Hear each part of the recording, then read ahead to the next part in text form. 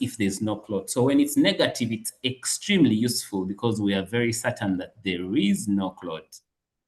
However, it is not as reliable in telling us whether there's a clot or not, because sometimes it can be high in other conditions. And to our right, we can go through them. So it raises as we grow older.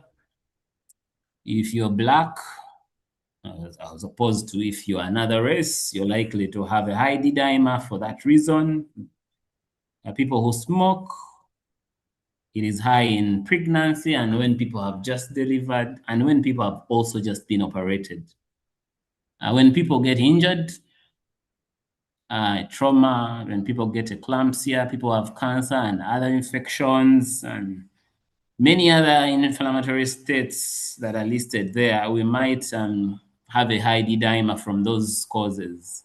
As you can see, the list is long. So stroke, heart failure, sickle cell disease, and many other conditions can cause a high D dimer. So when patients come in with a high D dimer, we don't ignore it, but we also want to be sure that it is not from something else. So we check for the clot according to our protocols, but we also try to look out for other causes which might be the likely ones in certain cases. When we diagnose clots, we go on to manage them. And management really depends on where they are. I'll start to the left where we're managing the clots in the legs, which we've called deep vein thrombosis. There are medications we give, as I will elaborate later. We sometimes accompany that with other things. We can give them compression stockings. This usually help us preventing further clots, but also preventing the remolding that happens. We can do surgery. In certain cases, the clots really cause bad effects, and we might have to operate, including compartment syndrome, where the legs swell, and surgeons have to come in and sometimes even remove the clot. Or minimally invasive procedures where we insert catheters and look for these clots and probably remove them if they are accessible. For clots that form in the lungs, we have medications. We also have procedures we could do to remove them. Some people form clots so large, especially in the large vessels of the abdomen, and we might insert a filter. A filter is some kind of umbrella that sits in those vessels and prevents those clots from going up. So the clots will form in the legs, but we shall prevent them from going up to the lungs, so that we protect the heart and the lungs and we continue breathing well. We discussed dissolving clots last time for stroke. So for clots in the lungs, we might also dissolve them using thrombolytics that are listed down there. These are drugs that we inject, and they will go in and dissolve a clot, if I should literally say that. And we discussed their usage last time. So in terms of treatment, what might we use? There are different medications. To our left, we have an fractionated heparin, which comes in different dosages. It has its advantages and disadvantages. It's an older drug. We tend to use it strictly in hospital for certain people, especially those with kidney problems. But there are other forms of heparins, and the ones we tend to use these days. There's tinzaparin, there's enoxaparin, and others. I don't think we have a lot of tinzaparin here. We have enoxaparin, which we know as Clexane. These usually have an advantage that you can give them without monitoring, as opposed to the unfractionated one where we have to monitor. To our right are the oral medications that we sometimes use after we have given you the heparins, because we tend to use them for a short time because they're injectable. And of course, injections come with challenges. So some of the tablets we have come across that we might use after the injections include rivaroxaban that comes in various brands. I think Xarelto is commonly known to us. We have apixaban, We have dabigatran, doxaban, and many, many more. Each of these has advantages. They're tablets. They have recently been expensive, but they've become quite available. So the treatment plans are usually we give you heparin, and if we think you don't need injections anymore, we switch you to tablets. But some people can't use tablets. I'll quickly talk about warfarin. We have always used a drug called warfarin, and I haven't included it here.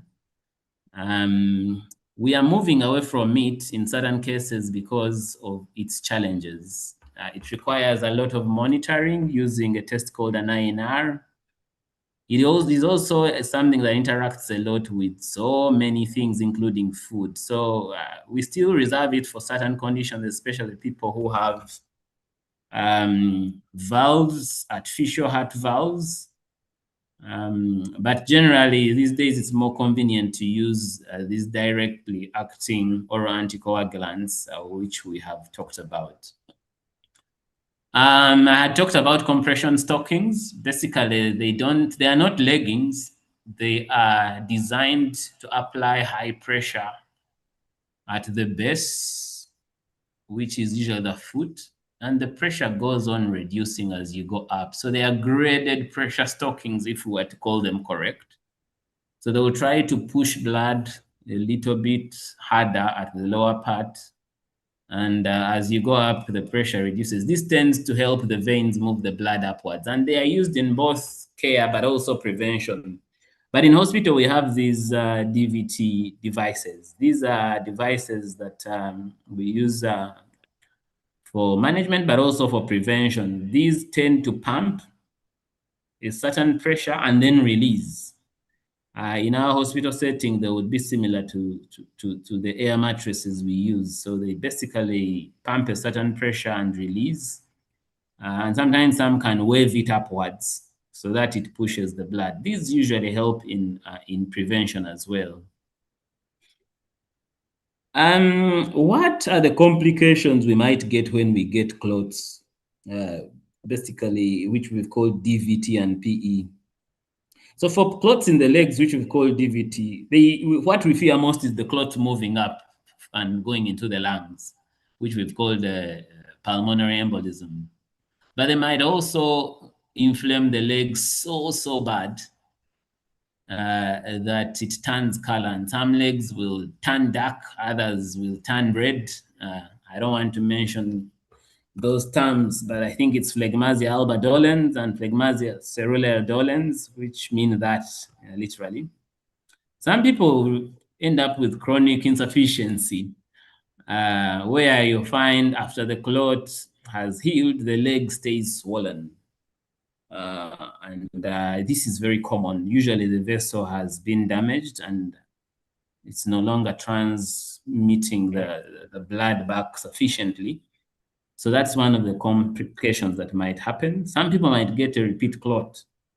Some people develop varicose veins, but you can also get complications from the treatment. When we give you tablets or injections, you might bleed, you might get wounds and so many other things. You might get allergic reactions to these drugs. What complications might we get from clots that form in the lungs, which we've called pulmonary embolism? A number of people never reach hospital. They suddenly die. Clots can actually lead to heart attacks. Some lead to heart failure. Some can result in strokes. Some result in lung infection where a part of the lung no longer functions or no longer receives blood, which we call infarction. And if it's a significant part of the lung, we might get very poor oxygenation, especially if people have other illnesses. You can get cardiogenic shock where the heart really fails, and sometimes this results in death. But another thing I tend to see with the cardiologist, I saw Dr. Msoki on the presentation, when I get pulmonary hypertension, this is common where people present with breathlessness and chest tightness. And when we check, usually the cardiologist does an echo and he finds there are very high blood pressures on the right side of the heart. It's a very difficult condition to manage. So whenever we get a chance, it would be good we either prevent or treat clots appropriately so that it doesn't happen, because it requires long-term treatment. Sometimes it recovers, but generally it tends to be progressive and can be very, very burdening on the quality of life.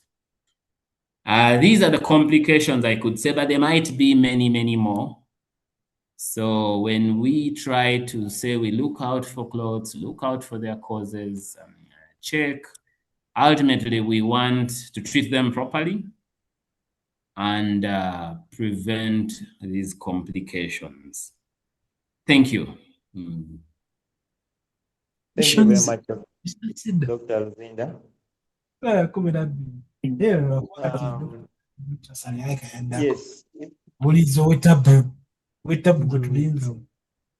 if you can mute, use iPhone. So thank you very much, Dr. Luzinda, for the presentation. We have looked at what clots are, what are the risk factors for the clots, how do they present, what else can come and mimic a clot, the various investigations, and the treatment. Of course, among the clots, one of the reasons clots have become a major issue is the clot in the lungs, which is what we call the pulmonary embolism, which sits at the center of several disciplines: hematology, pulmonology, cardiology. But for this particular session, I would like to invite our senior consultant hematologist, Dr. Salim, to add some more on this topic of clots before we go into the question and answer session. Thank you.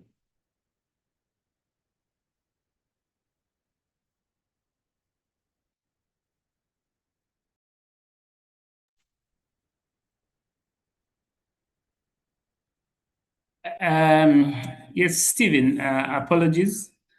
I think Dr. Sally is not on the call, but I will request Dr. Mtiava to intervene and present on his behalf, and then Dr. Msoke, and then after we shall have the question and answer session as we get Dr. Sally in.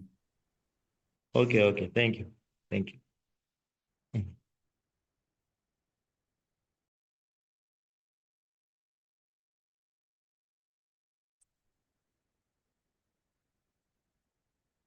Yes, Dr. Innocent, are you there?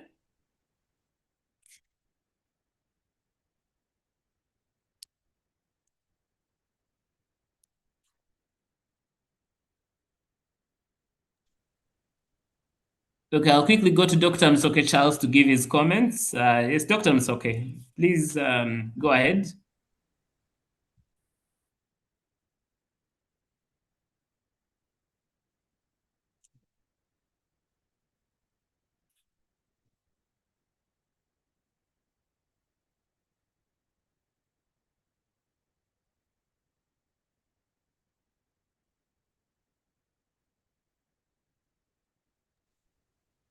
Okay, as we wait to get the other members on board, maybe a comment would be in the presentation. Anyway, I'm not sure whether it was going to be highlighted by the other presenters.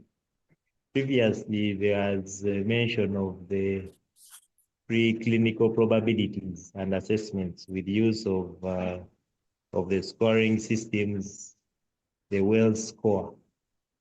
If Dr. Luzinda, are they still relevant or relevant in current practice, or they have been overshadowed by the, or they have been overshadowed? If you can give us some more clarity on this. Thank you very much, Dr. Walakira. So I try to really keep it down to a non-clinician level, but yes, I had alluded to the processes that clinicians go through while looking at risks of us having clots. And there are different scores that we tend to use. And one of them is the Wells score that basically scores the risk of a particular person having a clot before you investigate. They could work for DVT, and this give you a confidence on whether you're dealing with a clot or not. There are scores also for pulmonary embolism. They might vary according to different bodies. They are really scores that give you a probability. They use different factors, including previous history, cancer, and many other things. However, at the end of the day, sometimes we would prefer that sometimes we use judgment, clinical judgment, and high indices of suspicion, even when these scores might not give us ranges that result in us suspecting a clot. So yes, in our settings these days, we probably don't use them a lot because many times we've seen clots that occur even when our scores would have not scored it as likely. So briefly, that's what I could say about that. I would welcome other inquiries. Thank you very much, Dr. Luzinda. Wondering, have we managed to get Dr. Mutiaba or Dr. Musoke? Or we just jump into the question and answer session?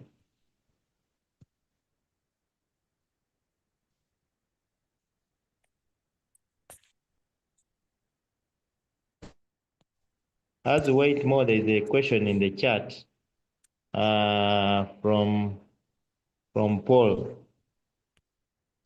The question is, are there any recommendations in terms of diet that can be used to dilute or mitigate the diverse effects of the threat of clots? So is there any particular diet which is known to help in that complicated situation, mitigate the risk of getting clots? Over to you, Dr. Luzin.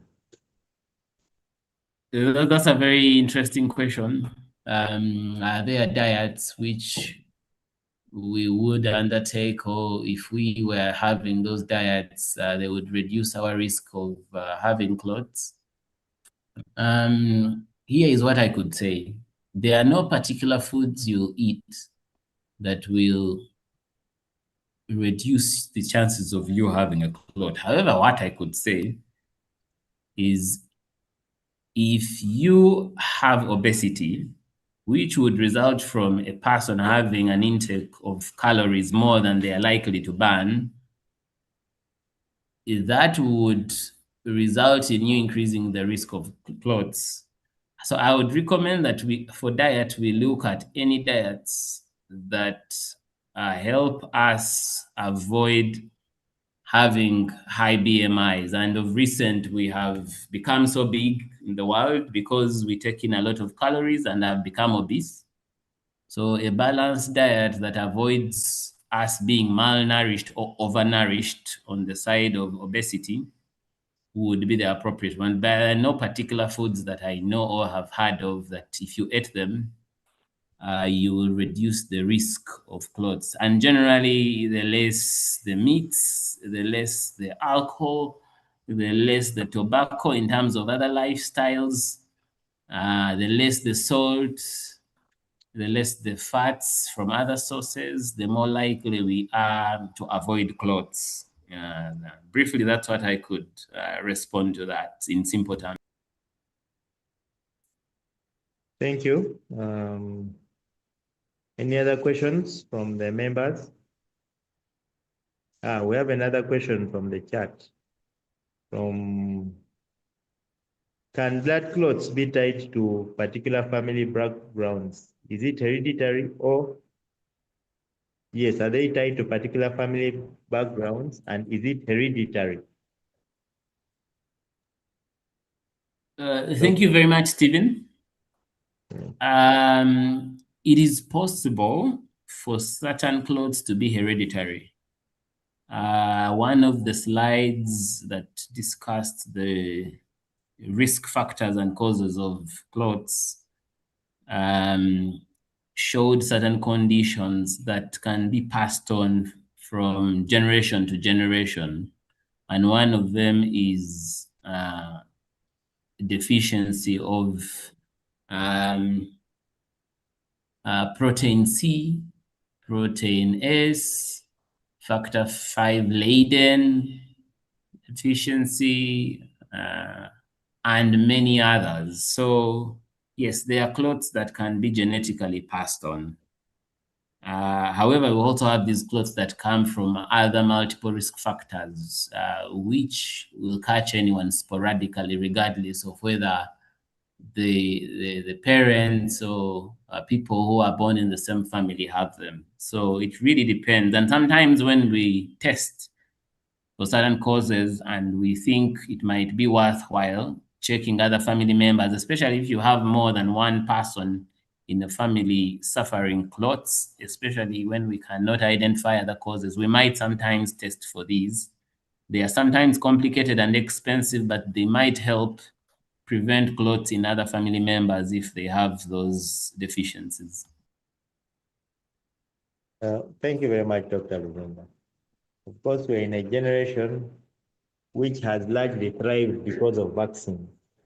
But ever since COVID, there has been some rumors which have been circulating, especially around those who got the COVID vaccine, as you had highlighted.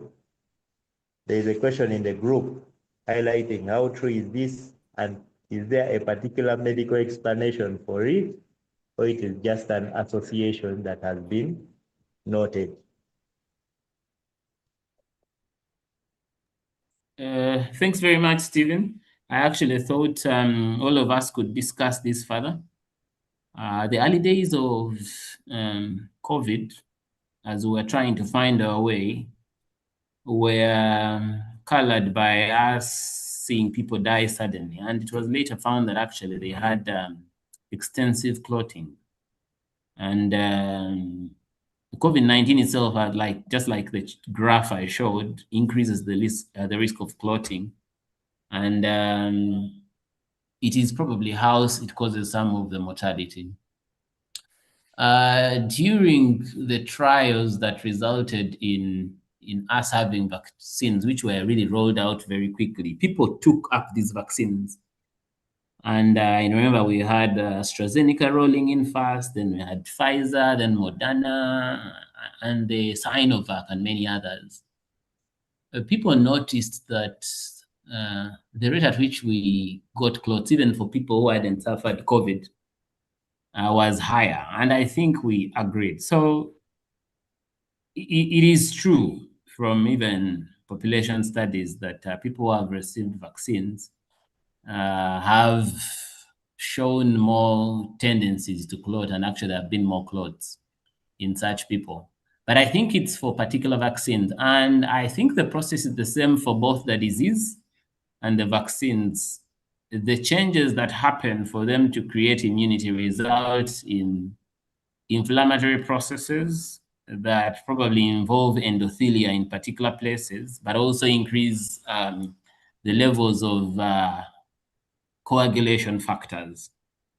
So it is true people who have received vaccines have had higher risks of clots. However, the argument is, if we remember the COVID times, it is safer to vaccinate and avoid a disease than suffer from it and die. And that has been the rationale for all vaccines.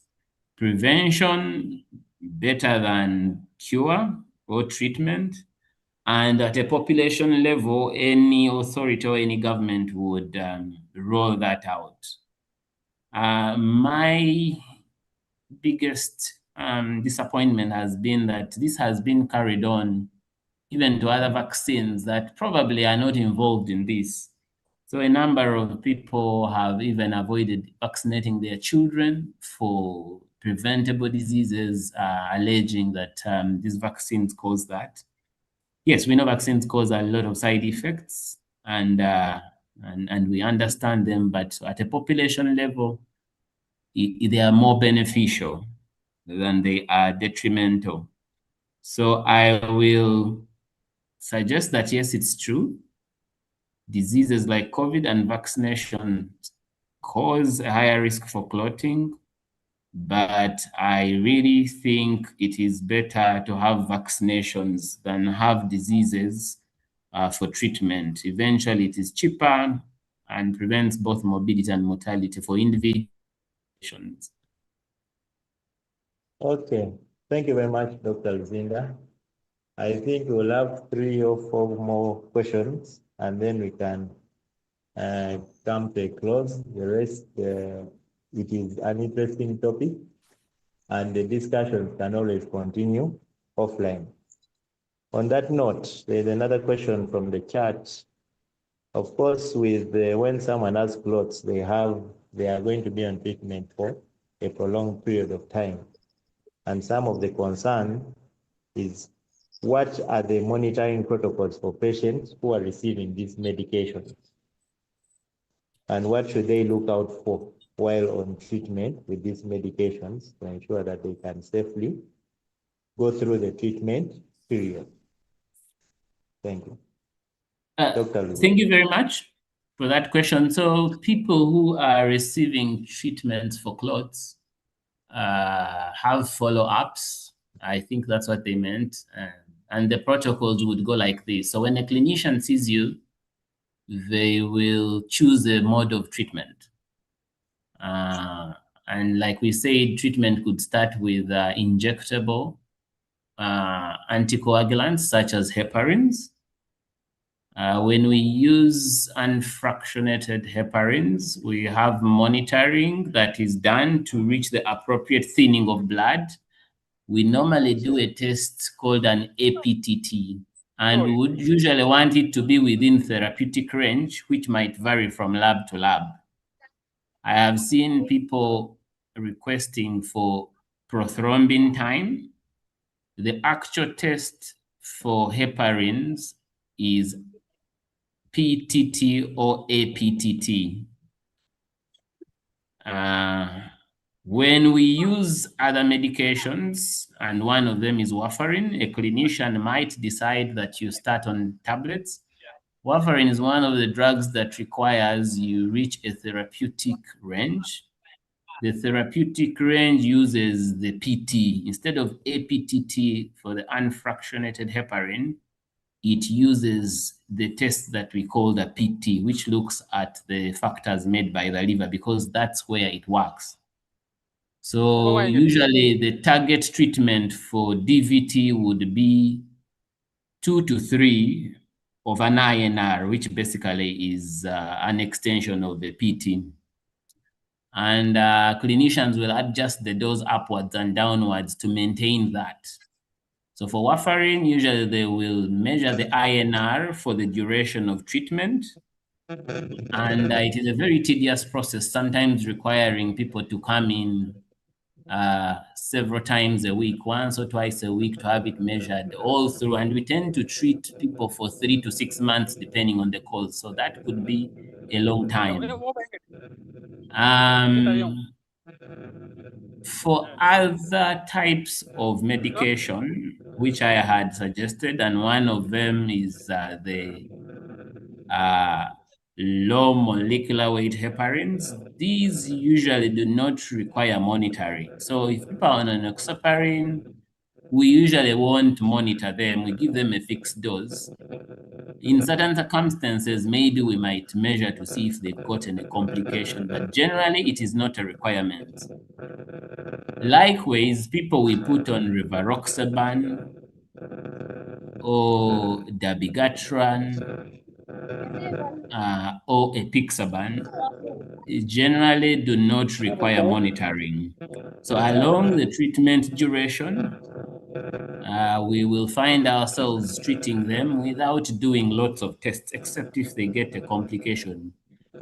Clinicians might also measure other organ functions while patients are on treatment because the dosages might need adjustment. So they might do kidney or liver function depending on the drug used. Clinicians might also test for other illnesses which might need treatment. A CBC comes in handy because one of the side effects of heparins is thrombocytopenia, which we call heparin-induced thrombocytopenia. Basically, it knocks down the platelets to levels that are catastrophic. So basically, the short answer would be the clinician who chooses a drug will follow it along the way and will choose which things to monitor. Generally, treatment is 3 to 6 months, depending on the cause. And alongside that, the tests might be done according to judgment. Thank you. Thank you very much, Dr. Sinda.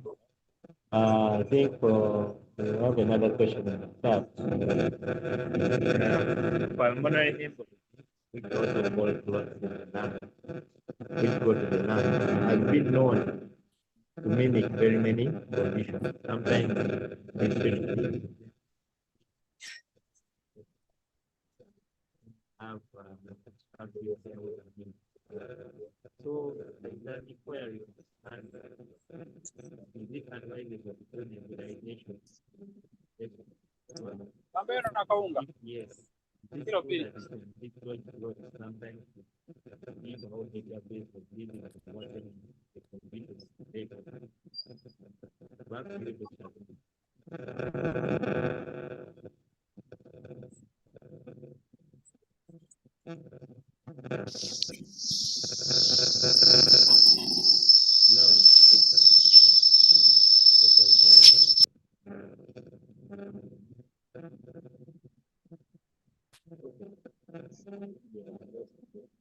But the response to this question,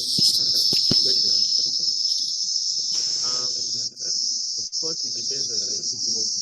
Some patients will have background, which may require nebulization. But growth on its own, the treatment is the anticoagulation. There is no benefit in the nebulization. Because the challenge with the nebulization is depending on what medicine you use.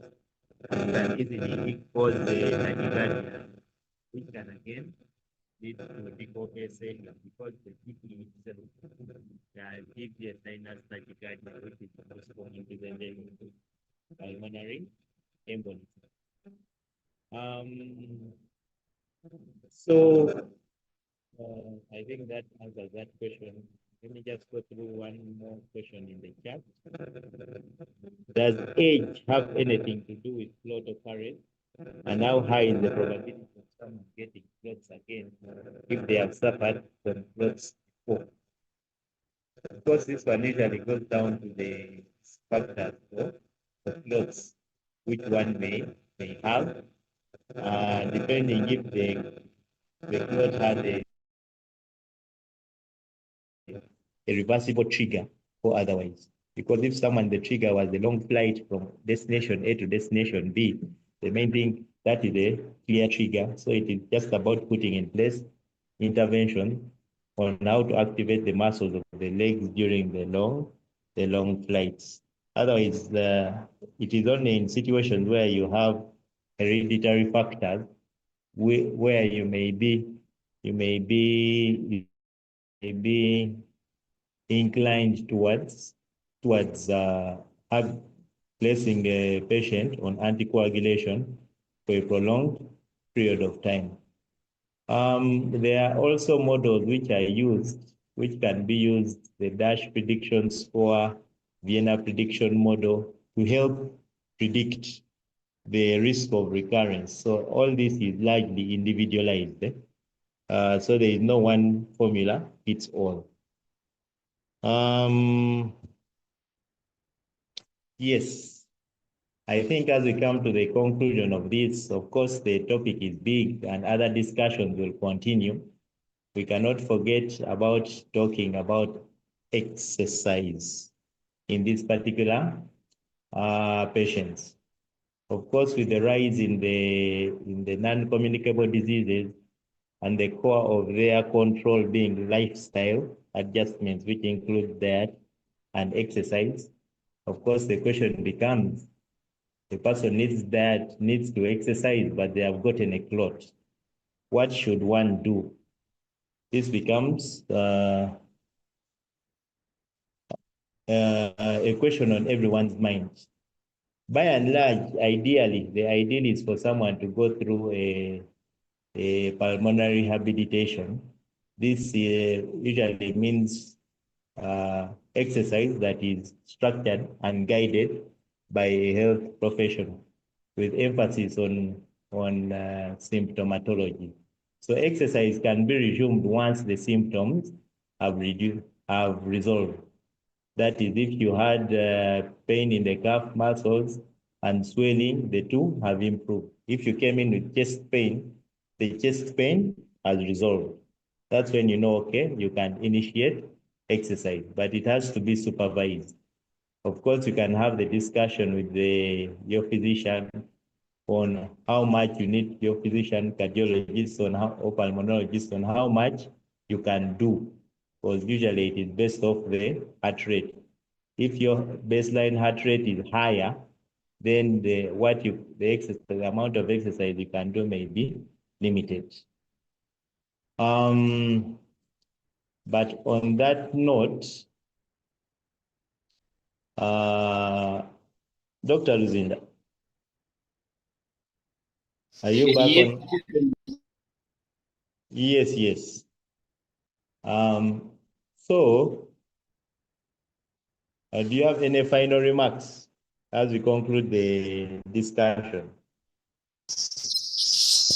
I'll thank everyone who has spared time to join in, and I would like to thank you for accepting to moderate the discussion.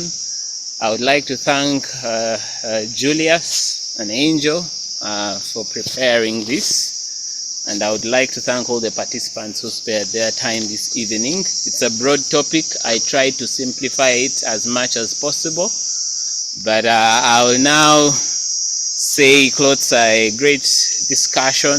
We need to prevent them, but in a hospital, we need to have a high index of suspicion so that we suspect them and treat them.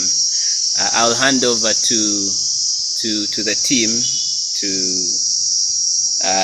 take over. Thank you. Over to you. Thank you very much, Dr. Luzinda. As we conclude this today's session on clots, as I highlighted, it's a huge topic. The major clots usually which we highlight are the clots to the lungs, much as wherever there are blood vessels, a clot can form.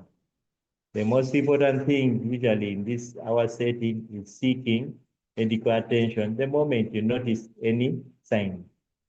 Of course, much as the discussion today is for clots, in case you notice chest pain, chest tightness, swelling of the leg, the general principle is to seek medical attention at the earliest opportunity, so long as you feel something is not okay. Because currently, at least, most medical conditions are easily manageable if you come in time. But in relation to today's topic of clots, here it is important to emphasize that here at Nakasero Hospital, we are committed to the highest standards of patient safety. We have the protocols to cover for clots in all patients, those who come in and those who are hospitalized. So do not hesitate to come and benefit from the services we have. Other than that, the discussion can always continue. You can always find Dr. Luzinda, but feel free as a take-home message, feel free to also look at the American Heart Association 2026 guidelines for the evaluation and management of acute pulmonary embolism. This is for the clinicians who have attended, but there is also the 2026 American Society of Hematology guidelines on anticoagulant prophylaxis in the pediatric patients. So these are important documents for those with the medical field. Otherwise, Thank you everyone for attending and have a nice evening.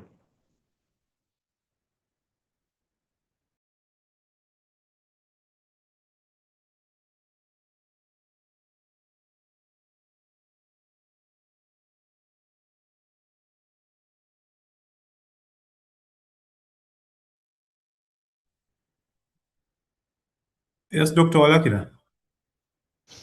Yes? You still saying something? No, we have concluded. Okay. Okay, thanks a lot, Doctor, and have a good night to everyone. Thank you very much.